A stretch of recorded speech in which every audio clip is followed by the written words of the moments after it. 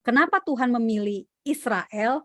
Nah, kalau kita lihat dari konsep awalnya, yakni Tuhan ingin tinggal bersama-sama dengan manusia, nah itulah akhirnya Tuhan memilih satu bangsa dengan satu teritori, yakni di tanah perjanjian, di mana itu Tuhan bisa berdiam di tempat itu.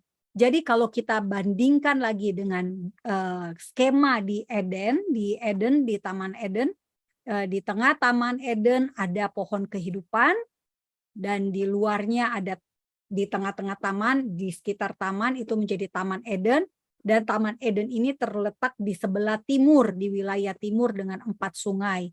Nah, ini Bapak Ibu bisa baca di Kejadian 2 ayat 8 dan 9.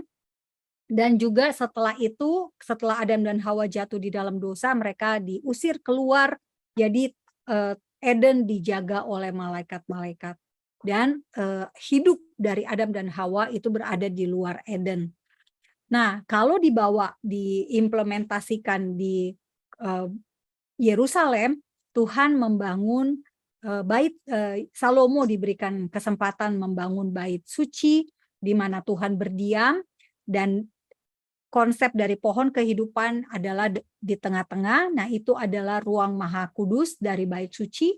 Lalu dari ruang maha kudus bait suci itu ada bait sucinya, dan ada halaman bait sucinya, dan di letaknya itu adalah di Yerusalem. Yerusalem adanya di tanah perjanjian. Karena setiap Allah yang berkuasa atas bangsa berarti juga menguasai teritori, maka Tuhan Israel ini ia juga menguasai teritori yakni di tanah perjanjian, dan yang ia khususkan adalah Yerusalem.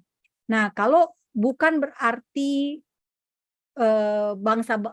Tuhan tidak berkuasa atas teritori bangsa-bangsa lain ya, bukan. Tetapi memang secara dalam spiritual warfare gitu ya,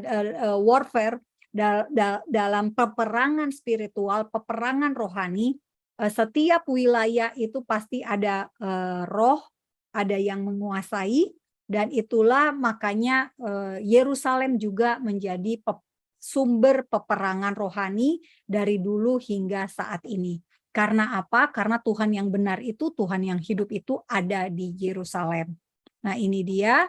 Kemudian kita akan lihat, karena tadi kita sudah dapat konsepnya, Tuhan akhirnya dia memilih bangsa Israel, dan berarti juga kediamannya ada bersama-sama dengan bangsa Israel.